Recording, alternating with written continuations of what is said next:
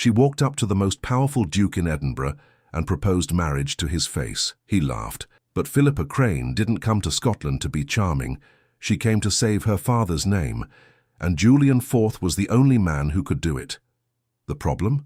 He'd been burned before, badly, by a woman who did exactly what Philippa is doing now. This is the story of a woman with a plan, a duke with a wound, and the moment honesty becomes more dangerous than any scheme. Edinburgh in October had a particular quality of light. Thin, precise, arriving at an angle that found every flaw. The assembly rooms on George Street were lit against it with 200 candles, and the effect was less warmth than exposure. Philippa Crane stood at the edge of the upper gallery and counted the Duke of Carlow's smiles. She had been counting for 11 minutes. In that time he had produced 7, 2 for elderly women who required them, 3 for men whose names she did not yet know, 1 for a girl who blushed so violently she had to be steered toward a window, and 1, brief and different from the others, for something he found privately amusing. That last one he kept to himself. The others he distributed like a man paying small coins he could afford to lose. Philippa noted this and revised 2 assumptions she had made about him from the Edinburgh papers.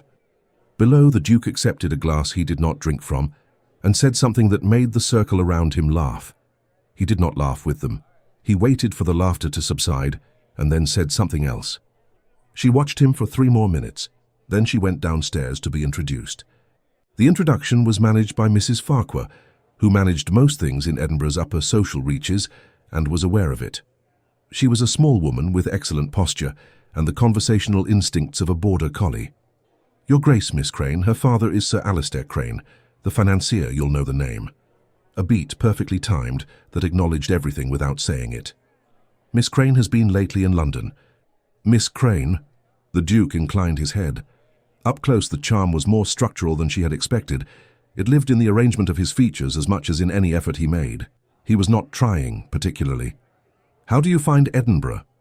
"Colder than London," she said, "and more honest about it." One corner of his mouth moved. "That is the most diplomatic thing anyone has said about our weather in recent memory." "I was not being diplomatic." "No," he agreed and looked at her with slightly more attention than he had been giving the room. "I don't think you were." Mrs. Farquhar, satisfied, had already moved on. Philippa excused herself with a small nod and went to find her father's business partner, Mr. Gideon Lyle, who had promised to introduce her to 3 people she actually needed to meet. She did not look back. She had seen enough. Sir Alistair Crane was not present at the assembly that evening, which was deliberate. He had learned across 30 years of making money in rooms that would have preferred he didn't, that his presence at a social event functioned differently from his absence.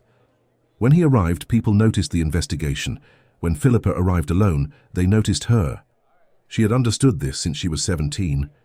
Her father's library had contained a copy of Fordyce's sermons she used as a doorstop, and 300 volumes of economic theory she had read, with the focus of someone who understood that knowledge was the only capital that could not be investigated.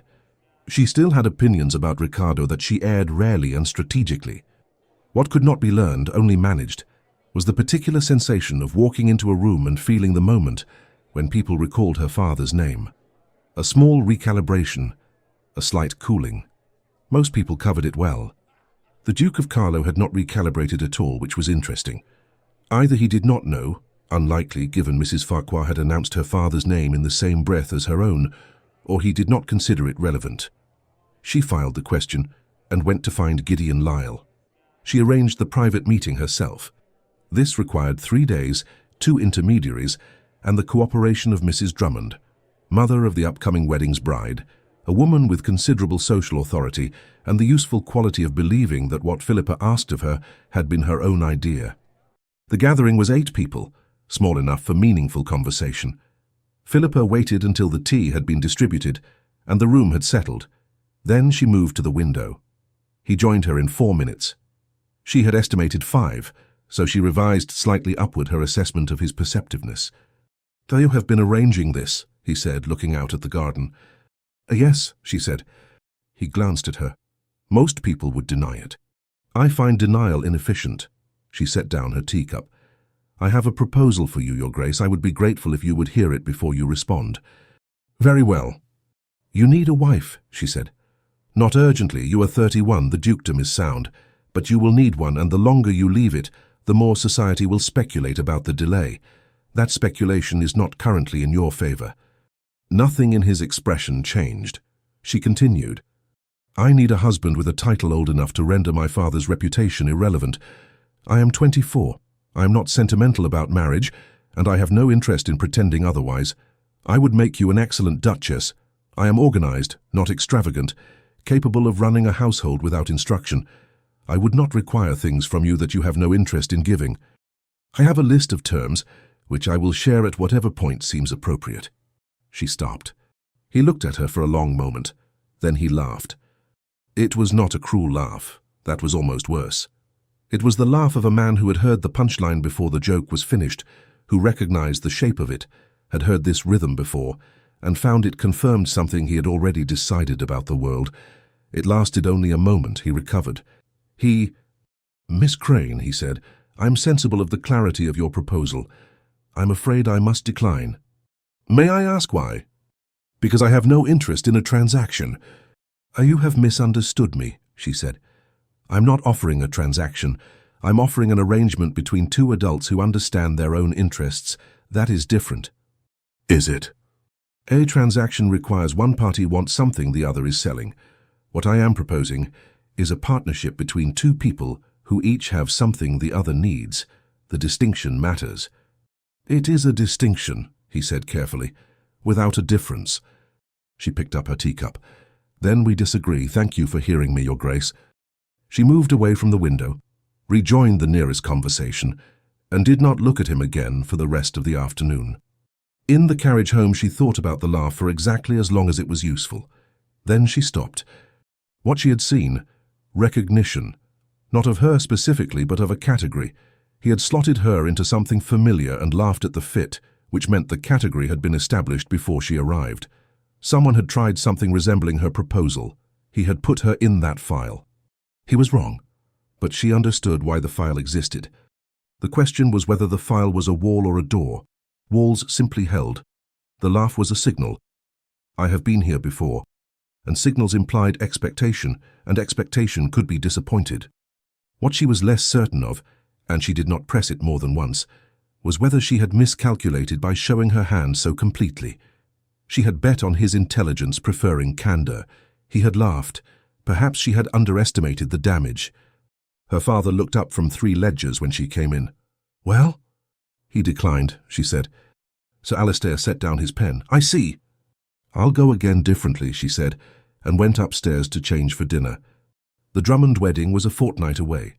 There were dinners, a concert at St. Cecilia's Hall, a card party at the Morrisons, and a house party at Drummond Park. 3 days in the country, 20 guests, the kind of proximity that gave Edinburgh society material for 6 months of subsequent conversation. Philippa attended everything. The Duke attended everything. The result was that they occupied the same rooms at intervals of roughly 48 hours. She did not approach him. She was interesting to other people instead, genuinely interested in the solicitor Hartley's account of a property dispute, and in Forbes's eldest son, who was studying medicine and more engaging than his father's mortgages warranted. But she was aware that being interested in others in a room containing the Duke of Carlow was doing a particular kind of work. At a dinner at the Morrisons, 14 at table, he was seated across from her and 4 places down. She spoke to the men on either side and did not glance at him, which required the management of a curiosity she had not budgeted for. He had called her proposal a transaction. She kept returning to the word. She could not explain the difference to someone who had already decided they were the same thing. The question was what had made him decide. She could feel the shape of it in the way he held himself back from his own charm at intervals, in the way the private smile never reached his eyes. The concert at St. Cecilia's Hall was on a Thursday, and Philippa was late, genuinely her father's meeting running long. She arrived during the first piece to find the only remaining seat was at the end of the 3rd row, which she took with minimal disruption, and discovered that the Duke of Carlow was beside her. "Miss Crane," he said very quietly. "Your Grace, I apologize for the disruption." "You were not a disruption," he said. "You were a conclusion. In the pause between the first and second pieces, a conclusion to what? I had been noticing your absence. I had concluded you were avoiding me." He looked at the stage. "Why, your arrival suggests I was wrong. I was late because my father's meeting ran long." "I know," he said. "I said I was wrong." She looked at him. He was watching the stage. The third piece began. At the interval they were claimed by other people. But walking to her delayed carriage in the cold afterward, she thought about, "I had been noticing your absence, and what it cost him to say it, and that when he was wrong he said so plainly." She revised 3 assumptions and went home. The house party at Drummond Park began on a Wednesday. Philippa arrived in the second carriage, was shown to a room overlooking the kitchen garden, and spent the first hour walking the grounds before anyone expected her to be sociable. She was at the far end of the garden looking at the hills when she heard footsteps. "This part of the garden is generally considered too cold for October," said the Duke. "I grew up in Edinburgh," she said. "This is merely October." He stopped beside her. He had the look of a man who had also escaped the house the moment it was possible. "Your father isn't with you." "No, he finds his presence at social events serves purposes he didn't intend." "And yours?" She turned to look at him. "Mine serves precisely the purposes I intend." He met her eyes, the slight recalibration when she said something he had not predicted. "That is either very confident or very controlled." "Both, I imagine." She paused. "Most things worth doing require both." He looked out at the hills. "What are you intending to serve at this particular party?" "At the moment, fresh air. I find that a certain quantity of cold and open space is necessary before I can be useful to anyone." "You use that word a great deal, useful." "It is a word I mean a great deal." He was quiet. Then, "I have met women who presented themselves as practical and without sentiment, and they were generally sentimental about something unexpected. A specific painting, their dog, the way a room smelled. The pattern holds," she said. "I'm sentimental about my father. I would do most things to ensure he is not further damaged by something that was not, quite, his fault." She said it without particular emphasis, the way you said true things you had said to yourself many times. "That is my sentiment. It is not small, but it is specific." "And the proposal," he said, "was in service of that." "Yes, which does not make it less of a transaction." "It makes it less of a mystery," she said. "The motives behind most marriages, stated plainly, would sound transactional. The difference is that I am telling you plainly." He looked at her. "You think I should admire that?" "I think you do," she said, slightly despite yourself. Something crossed his face, older and less comfortable than the private smile. "Miss Crane, I should tell you—" "You declined already," she said. "You don't need to decline again." "That wasn't what I was going to say." "Then what?" He looked at the hills. The wind came off the south and moved through the stripped trees. "I was going to say that honesty is not the only quality that matters in a proposal." "I know," she said, "but it is the first." They walked back up the path without quite walking together. It was on the second afternoon of the house party that she heard about Isabel Ray. She heard it from Miss Flora Drummond, the bride's younger sister, who was 19 and had not yet learned that some things should be said quietly. They were in the small sitting room, and Flora was doing what young women do in proximity to an attractive duke, relaying everything she knew in the direction of someone who might find it useful. And of course there was that dreadful business before he inherited. The woman, you know. Flora leaned in, delighted.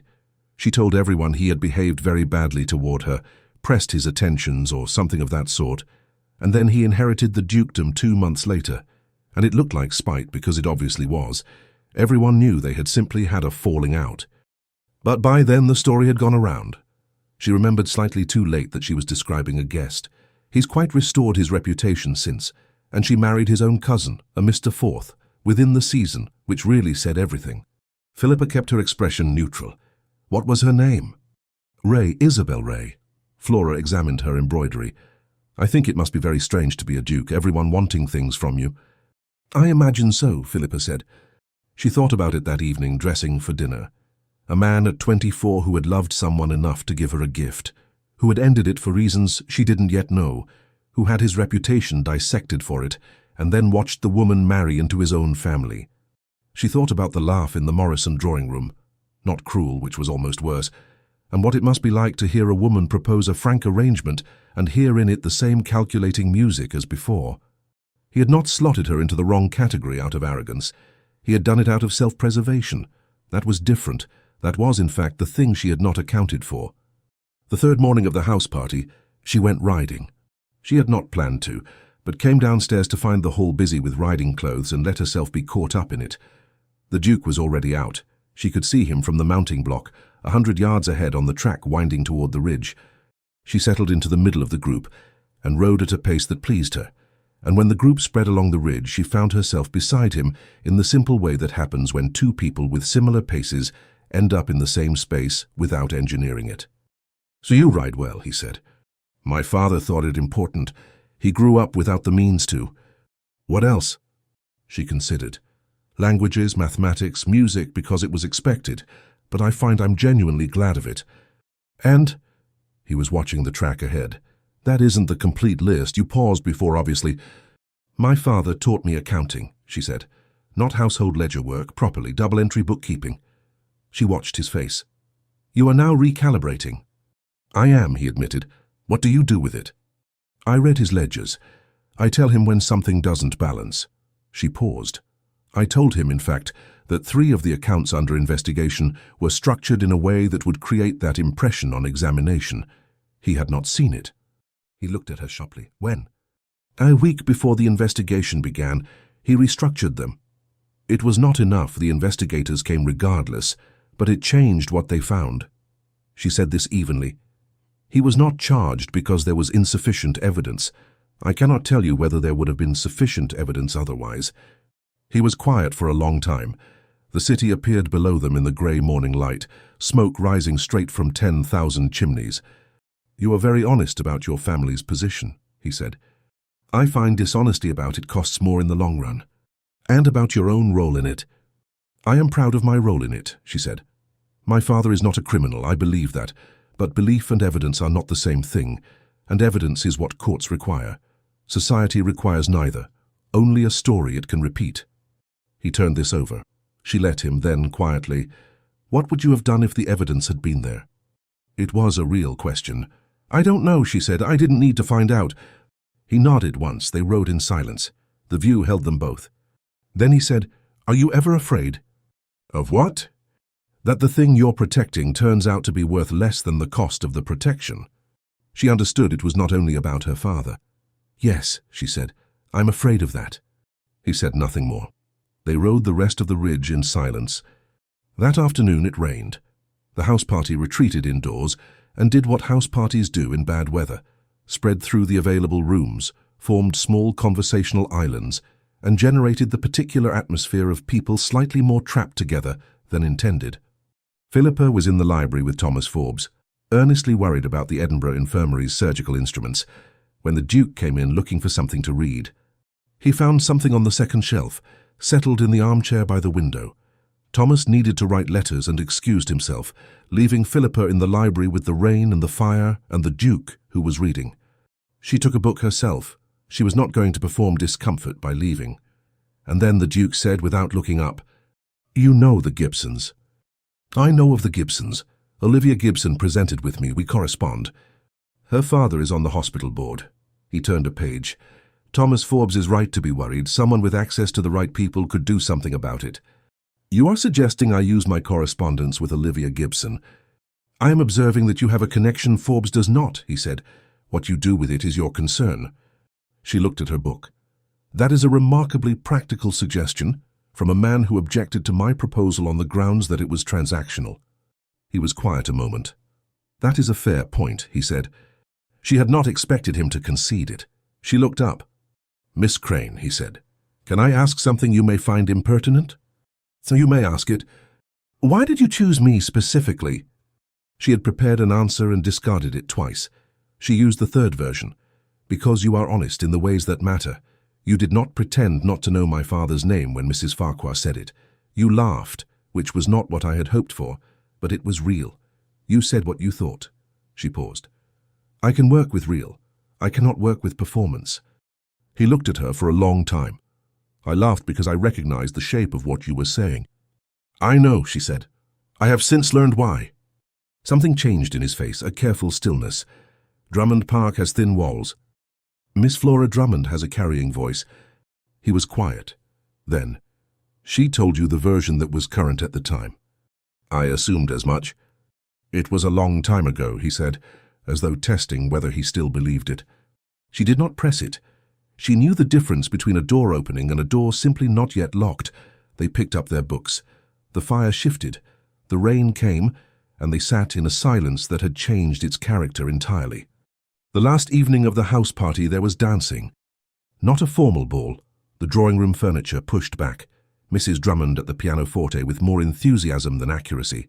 The 20 guests in informal sets. Philippa danced with Hartley, then Thomas Forbes, then a Mr. Abernethy, who talked extensively about school. The Duke appeared beside her as she waited for the next set. "Miss Crane, may I have this one?" They moved through the figures with the awareness of two people who have been in each other's orbit for 10 days, and are now briefly in physical proximity. "You have not made another proposal," he said as they moved through a figure. "No." "I wondered if you had abandoned the scheme." "No." They separated for 8 bars. When they came back, "What are you waiting for?" he said. "Better information," she said. He turned her through the next figure, and she saw clearly for the first time that the thing she had been watching for was not the private smile or the careful attention. It was this. The moment when his charm was not a performance or a shield, but something he had briefly stopped managing. He was, she thought, extremely good-looking when he forgot to be. She filed this in a different category from the others and did not examine it immediately. The dance ended. They parted. She went upstairs earlier than expected and sat at the window looking at the dark hills. She had not accounted for Isabel Ray. She had not accounted for what a man looked like when charm was not a shield. She had not accounted for the library and the rain and the careful way he said it was a long time ago. Her proposal had been designed for a man who was simply guarded. She was now contending with a man who had a reason. That was harder. It was also, she discovered with some displeasure, more interesting than she had budgeted for. Edinburgh received them back from Drummond Park with the indifference of a city that has its own concerns. The wedding was 5 days away. The social traffic intensified, and Philippa found herself in 4 different rooms over 3 days in which the Duke was also present.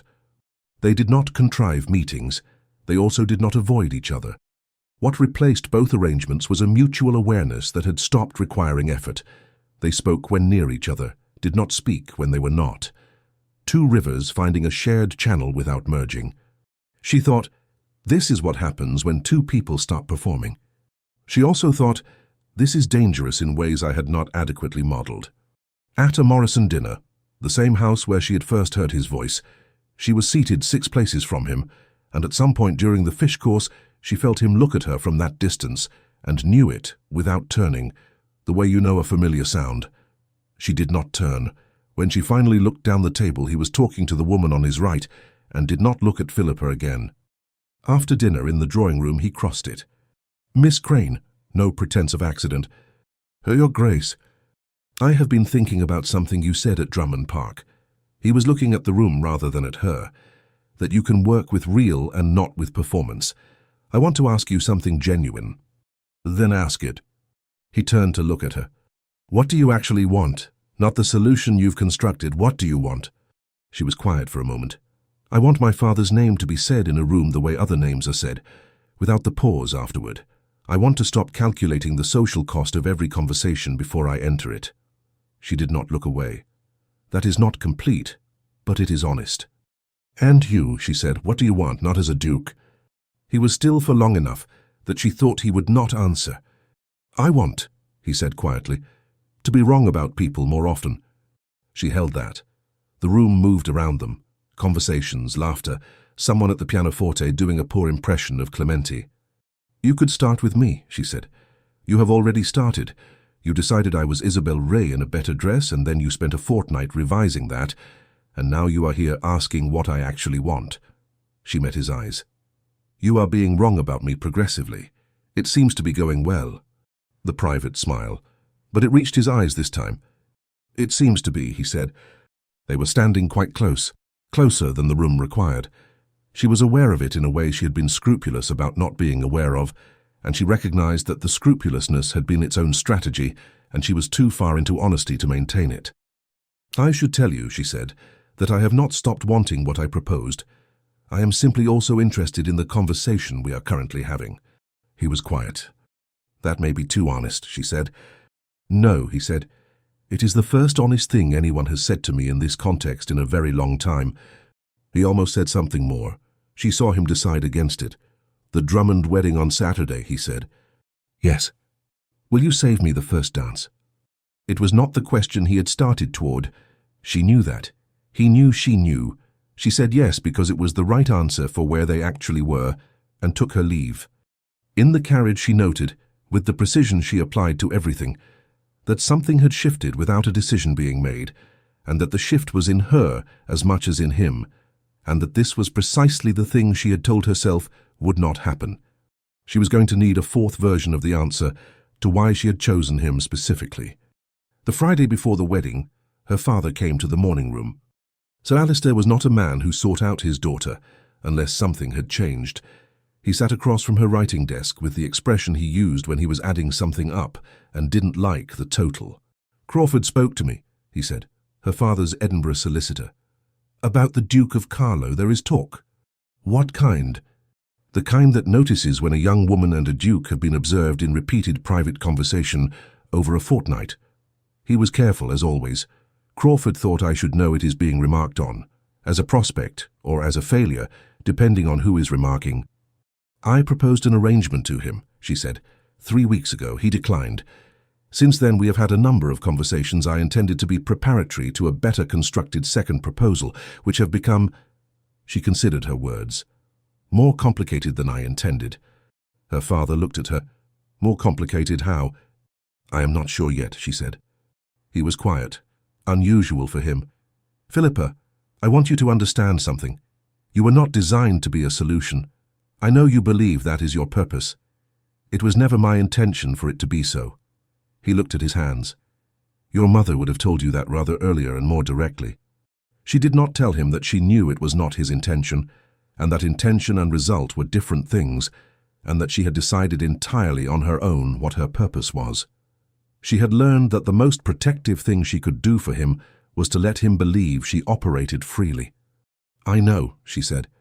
So if the situation with Carlow has become something you did not plan for, he said, I want you to know I will not require the scheme of you. He stood, picked up his hat. I can withstand Edinburgh society's opinion for a few more years. Thank you, she said. He paused at the door. He is well regarded, I understand, apart from the old business. He is, she said. Her father left. She sat at the writing desk for a long time and did not write anything. She pressed the bruise once firmly to establish the full extent of it. She was afraid that she had come to Edinburgh to find a duke and had found something she had not budgeted for, and that it was going to cost her considerably more than the scheme had been designed to spend. The morning of the Drummond wedding, Edinburgh put on the thin, precise light of its best behaviour. The ceremony was at St. Giles's. The bride looked terrified and happy in equal measure. The groom looked only happy, which Philippa thought was probably the right distribution. Mrs. Drummond wept with the proficiency of a woman who had been preparing for this moment for 20 years. Philippa stood with her father's party and thought for the first time in years about what it would mean to promise something to someone and mean it. She had thought about marriage as structure, social position, leverage. She had not thought about it as a promise made to a specific person on a specific morning with everyone watching. Across the cathedral, the Duke was with the groom's party. He caught her eye, not deliberately, the way eyes catch across crowded spaces, and looked away. At the reception, she found herself beside him almost immediately. The ceremony was beautiful, she said. They appeared genuinely pleased with each other. He looked at the room. I have watched them at 4 events this fortnight. They look at each other the same way in public as when they think no one is watching. You are thinking that is rare, she said. I am thinking it is rare, he said carefully, and valuable, and you had decided it wasn't possible, she said. He looked at her. She had said it too directly. She watched him reassemble. You promised me a dance, he said. The musicians were setting up. They moved toward it. He gave her his hand and they moved through the first figure, and she was thinking about wrong moments and right ones when he said, quietly, into the turn, My mother and father married for love. It was very visible, very entire. The figure separated them. When it brought them back, he died when I was 19. She was not the same person afterward. She had built everything on one foundation, and when the foundation went, Another figure, another separation back. She died 2 years later. The physicians said her heart, which was true in every sense. Philippa said nothing. She let the dance hold it. I decided, he said, that the entire thing, the visibility of it, was a form of danger. And Isabel Ray confirmed that. She was the proof I had been looking for. A pause. Which is perhaps not entirely fair to her. What happened to the thing you gave her? He looked at her. The dance parted them. When they came back, his expression had changed, not the careful attention, not the private smile. Something she hadn't seen before. It came back, he said, in a box, 6 weeks after she married my cousin. No note. No note. The figure changed. I kept it, he said. I don't know why. She thought, I know why. She did not say it. The dance ended. He did not release her hand immediately, one beat past the music stopping. Then he released her and they separated, and she stood at the edge of the room, with her heart performing a function she had not assigned to it. She had come to Edinburgh for a solution. She had found a complication, and the complication was looking at her from across the room with an expression she had no efficient category for. She had not budgeted for wanting him to say yes, not wanting his name or his title or the solution he represented, wanting, specifically, him to look at her the way the groom was looking at the bride. She pressed the bruise firmly to establish the full extent of it. Then she went to find her father, and her face gave nothing away, and she was excellent company for the rest of the afternoon. She did not sleep well on the night of the Drummond wedding. Philippa Crane had slept well through her father's investigation, through 2 London seasons, through the carriage ride to Edinburgh, knowing she was going to propose marriage to a stranger. At 2:30, she got up, lit the candle, and wrote a letter to Olivia Gibson about the infirmary board. It was a very good letter. Then she sat at the window and watched Edinburgh come back to light, and thought about a pearl brooch returned in a box with no note, and about a man who kept it because he could not decide that nothing real had happened. She thought, I am in considerable difficulty. Then morning arrived and she dressed and went down to breakfast and was useful. The Duke called on Tuesday. Calling required intention. It was not the accidental proximity of a shared event. A card sent ahead. A time agreed. A man arriving at a house for a specific purpose. Philippa received him in the front sitting room, her father conspicuously elsewhere. She had been writing letters at the small desk and did not move from it when he came in. "So, Your Grace," she said, "sit down." He sat. He had the look of a man who had rehearsed something and was revising in real time. "I want to return to a conversation," he said. "The library at Drummond Park. You said you had since learned why I laughed." "Yes." "I owe you an account," he said, "of the real reason, not the version in circulation." "You don't owe me anything." "I think I do." He was looking at her directly. "Isabel Ray. What you heard was that she spread a story when I ended the attachment. That is true. What you didn't hear was what I ended it over." Philippa waited. "I found letters," he said, "written to a friend of hers in which she described our attachment in terms of what it was worth, socially. She had calculated what a connection to a man of good family, but no title was worth, against what a connection to my cousin, who was then heir to the dukedom, would be worth if pursued simultaneously." He said it without particular emphasis. She had done the arithmetic. Philippa was very still. "I ended it," he said. She had not expected me to have seen the letters. When I did, she produced a story that prevented people asking why she had been ended, because the alternative was the truth, that she had been managing 2 investments at once, and I had found the ledger. Within the month she married my cousin, which was what the arithmetic had required of her all along. The room was quiet. "And then I inherited the dukedom," he said, 8 weeks later, which meant the arithmetic she had done was wrong. She had cut the better prospect to secure the lesser one, and she knew it, and I knew it, and there was nothing either of us could do. The brooch came back 6 weeks after the wedding, no note. I have stopped attempting to reconstruct her reasoning. She looked at him. She understood now, completely, the full shape of it, why a woman arriving with a frank proposal and a list of terms had produced that laugh. She had been, to every external appearance, Isabel Ray made legible, the calculation stated clearly rather than hidden in letters. "Julian," she said. It was the first time she had used his name. It arrived because it was the right word for what she needed to say. He looked at her with the full force of his attention, "I have done arithmetic," she said. "I have calculated what your name is worth and how it serves my family's position. All of that is true." She held his gaze.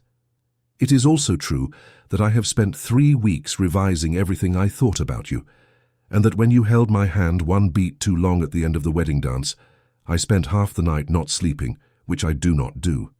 She paused. "My proposal was honest. And I'm telling you now, also honestly, that the arithmetic is no longer the only thing in the room." He was very still.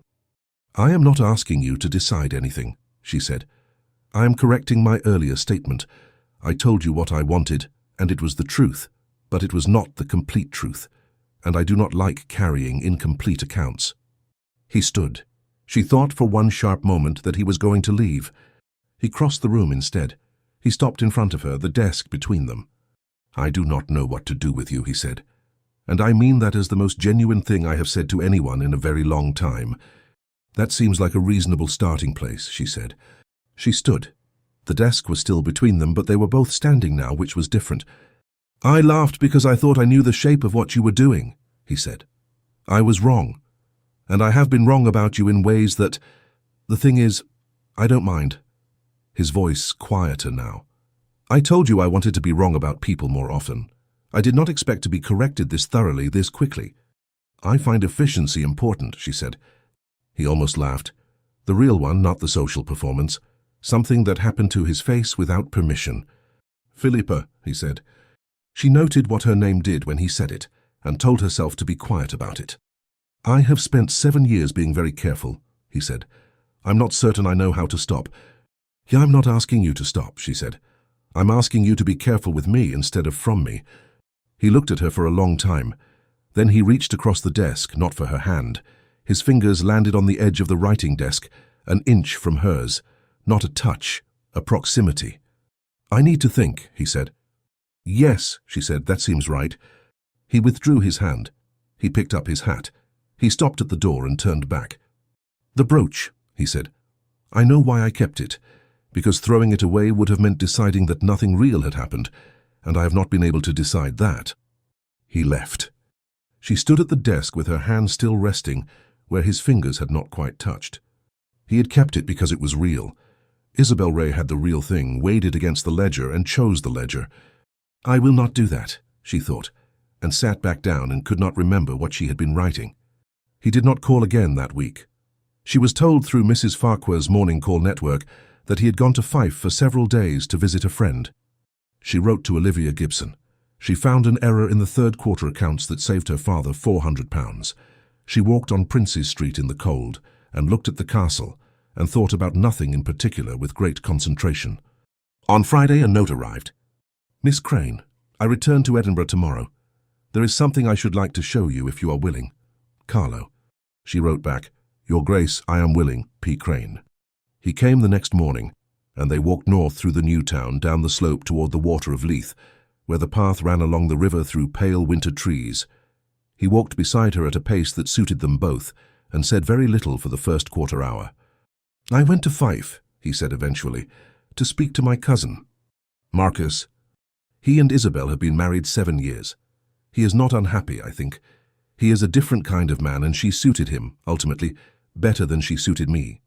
He paused. "I went because I had been carrying something that was partly mine and partly not, and I needed to see him to separate them." "And?" "It was not as difficult as I had feared." He glanced at her. "We spoke about his estate, his children, a property dispute that has somehow lasted 4 years. I slept in the same room I had as a child. In the morning I felt lighter. They came to where the path widened near the river, brown and quick with the season's rain." He stopped. He reached into his coat pocket and held out his hand. In his palm a small brooch, pearl set in gold, modest and carefully made. She looked at it. "I brought it because I wanted you to see it," he said. I'm not giving it to you, that would be the wrong gesture. I wanted you to see it because I told you about it, and it seemed wrong to keep it abstract." He looked at his palm. "It is smaller than I remembered." "It's lovely," she said, simply because it was. He closed his hand and returned it to his pocket. "I'm going to stop carrying it, not throw it away, but stop carrying it." He looked at the river. "I thought it was evidence that something had been real. I have decided the evidence is not in the object." Where is it? He looked at her. I'm not certain yet, but not there. They stood by the river. The water ran past. A pair of ducks moved through the current with the calm practicality of creatures who had no interest in the conversation happening above them. Philippa, he said. Yes. I am going to ask you something that is not a business arrangement. All right. He turned to face her. He had the look of a man who had rehearsed this considerably more than the last visit and had abandoned the rehearsal. I would like to court you, he said, formally, with your father's knowledge, not because it is useful or because I have calculated that you are the correct solution to anything, because you are the most interesting person I have encountered in 7 years, and I would like the right to be in the same room as you without requiring an assembly to accomplish it. He looked at her steadily. And because I think I am being wrong about you in ways I have not finished being wrong about, and I would like time to complete the process. Yes, she said. That's all. You asked a clear question. It deserved a clear answer. He exhaled, not quite a laugh but related to one. He offered her his arm for the walk back. She took it. They walked back up through the pale winter trees, with the river behind them and the city above them. The formal courtship of Miss Philippa Crane by the Duke of Carlow became known to Edinburgh on a Tuesday, which was unfortunate timing, as Tuesdays were the primary day for morning calls. By noon, it had completed 3 full circuits of the new town. The reactions divided along lines Philippa had anticipated. People who liked her were pleased. People who liked her father's money were cautiously optimistic. People who liked neither were watchful. They found their opportunity on Thursday at Mrs. Haldane's. Philippa was there with Mrs. Lyle discussing the November programme at the Philosophical Society, when she heard her name from across the room in a tone that required attention. Crane girl has done very well for herself, if it holds, said Mrs. Pemberton, though I confess I wonder what the Duke is thinking. Very pretty, very efficient, people say, but the family, never proven. The tone that made those 2 words do more work than they required. Those who feel that a title like Carlow deserves what exactly? Philippa had not decided to speak. She had simply spoken. The room recalibrated. Mrs. Lyle made a small involuntary movement. Mrs. Pemberton turned. I beg your pardon? You said the title deserved something, Philippa said pleasantly. I was curious what you felt it might not be receiving. I was making a general observation, Mrs. Pemberton said, regrouping. Of course, I wondered if you could be more specific, because general observations about never proven can lead to imprecision. She set down her teacup. My father was investigated. The investigation found no evidence of wrongdoing. Those are the facts. Everything else is an interpretation, and interpretations vary depending on who is doing the interpreting and what purpose they want it to serve. Silence. Miss Crane, said Mrs. Haldane, with the authority of a woman on whose sofa this was occurring, we were not— I know, Philippa said. I'm sorry for the interruption. It was not polite of me. She was perfectly composed. But I find the polite response to a particular kind of remark is generally indistinguishable from agreement with it, and I am not able to agree with imprecision about my father. Mrs. Haldane turned to the woman on her left and made a remark about the concert program. The room exhaled and resumed. Mrs. Pemberton left somewhat earlier than she had arrived. In the carriage afterward, Mrs. Lyle said, that was either very brave or very inadvisable. Possibly both. Mrs. Pemberton has influence. Mrs. Pemberton has a mouth, Philippa said. They are not the same thing. She arrived home to find the Duke in the hall. He had called and been invited to wait by Sir Alister. Philippa came through the door and found him with his hat in his hand, and the look of a man who had also heard about Mrs. Pemberton and had made a decision. You should have sent a note, she said. I would have been here. I didn't want to give either of us time to prepare remarks, he said. She led him to the sitting room. Neither of them sat. I wasn't going to ask you to apologize, he said. I was there. She looked at him. I arrived at Mrs. Haldane's after you. I was in the hallway. The door was ajar when you spoke. He held her gaze. I had every intention of coming in and saying something on your behalf, which I now realize would have been precisely the wrong thing. You were managing very well. I stayed in the hallway. I stayed in the hallway, and then I left because I needed to think about what I had just heard. He paused.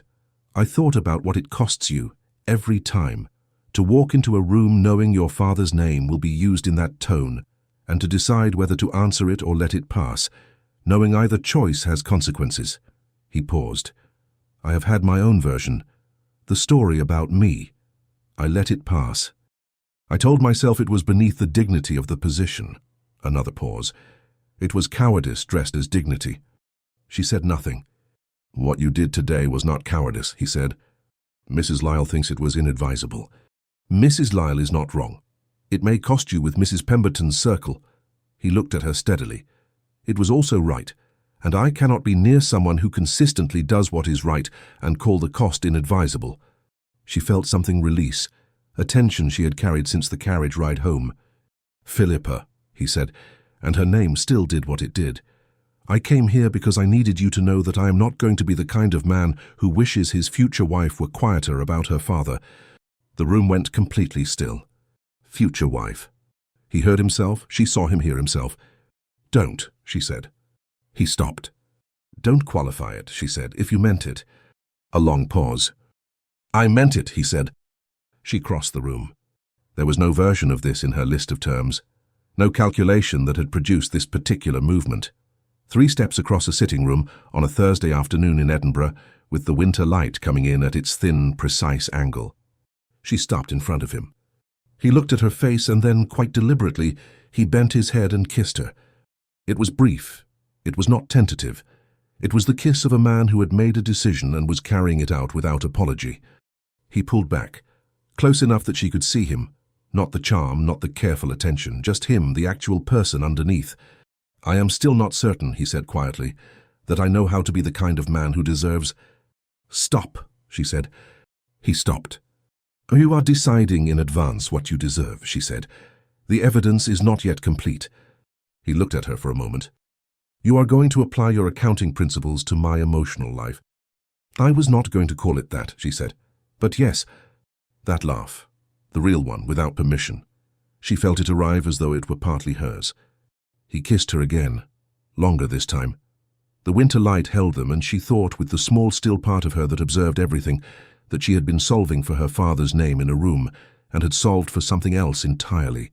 She found she did not mind.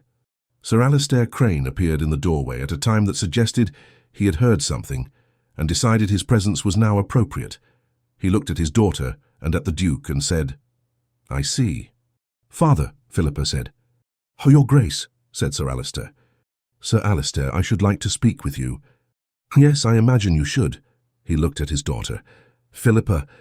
She went to the morning room and wrote the letter to Olivia Gibson she had been meaning to write about the hospital board, because it needed writing, and she had been remiss. She was halfway through it when both men came in together. Sir Alistair wore the expression of a man whose negotiation had gone better than expected. I believe I am to acquire a son-in-law. She looked at Julian. You asked him formally? You had already answered me, he said. You crossed the room. She put down her pen and stood. I have a condition. He raised an eyebrow. The brooch. Don't throw it away, don't give it away. Keep it as evidence that something real happened because it did, and the evidence matters. Just stop carrying it. He looked at her for a long moment. Why does it matter to you? Because I intend for you to believe that real things happen, she said. I have a vested interest in you retaining that belief. He raised her hand and pressed his mouth to her knuckles, old-fashioned, deliberate. Where should I put it? I'll think of somewhere, she said. The engagement was announced on a Monday. By Thursday, a letter had arrived from a connection of Julian's mother, who had not heard from him in 3 years, which told Philippa something about how thoroughly it had spread.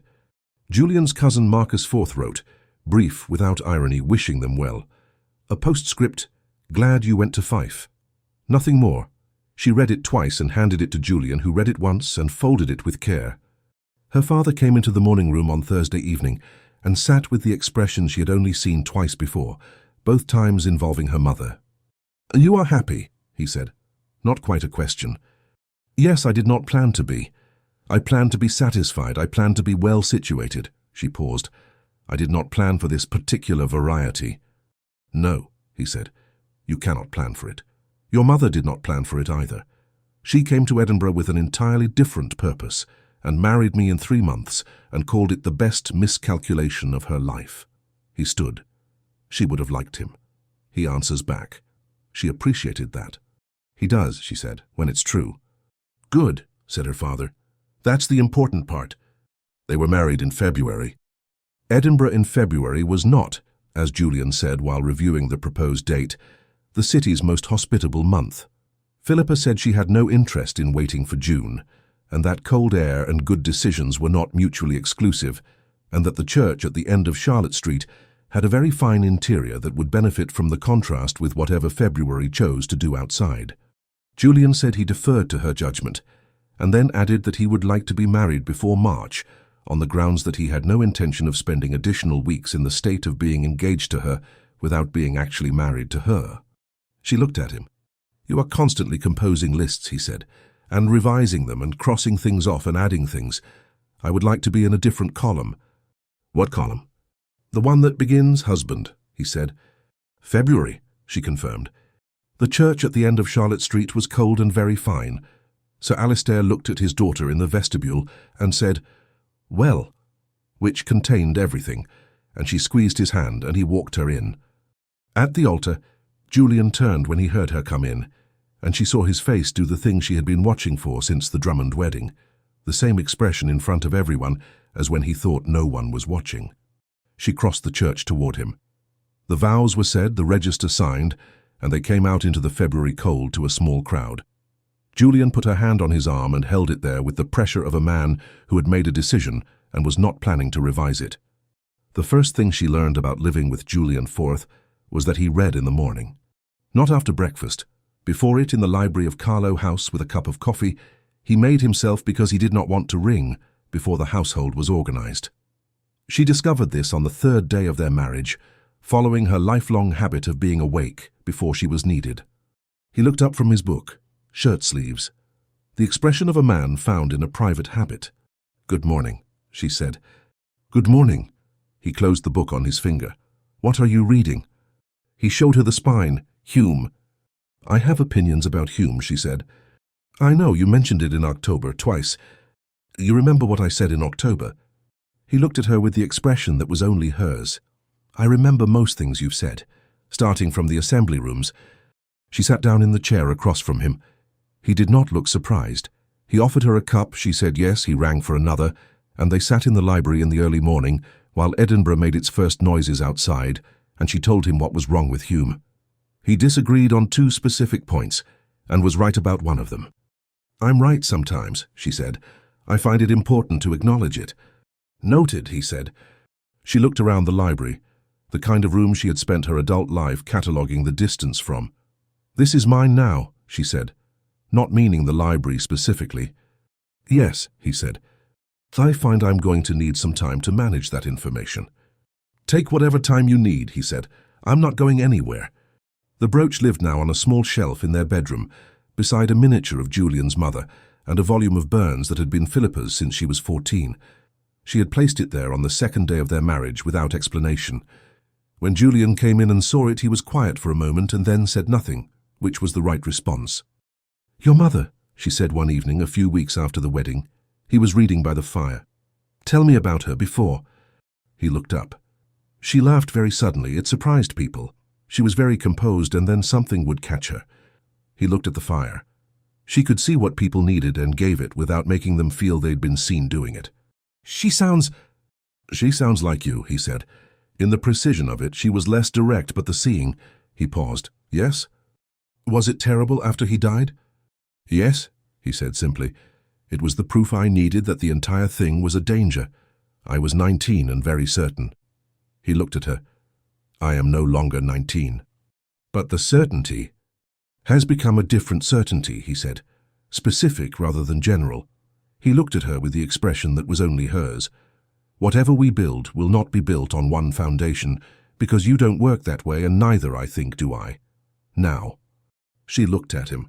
"You have applied accounting principles to your emotional life." "You did that," he said. "I merely adopted the method." She crossed the room and sat in the arm of his chair, which was slightly improper and entirely comfortable, and he arranged the book out of the way and put his arm around her, as though he had been doing it for years. "I did not plan for this," she said. "I know," he said. "That was clear from the original proposal." "The original proposal was very well constructed." "It was." He was quiet a moment. "What would you have done differently?" I would not have been so efficient about it, she said. I would have allowed for the possibility that what I was doing was not purely strategic before I was confronted with the evidence. The evidence being? Not sleeping, she said, and a hand held one beat too long. He turned his head and pressed his mouth to her hair. I would not have laughed, he said. You were correct to laugh, given what you knew. I was underinformed, he said, and I laughed because it was easier than the alternative. What was the alternative? Hoping, he said, that it might be real. The fire went down. Edinburgh settled into its winter night.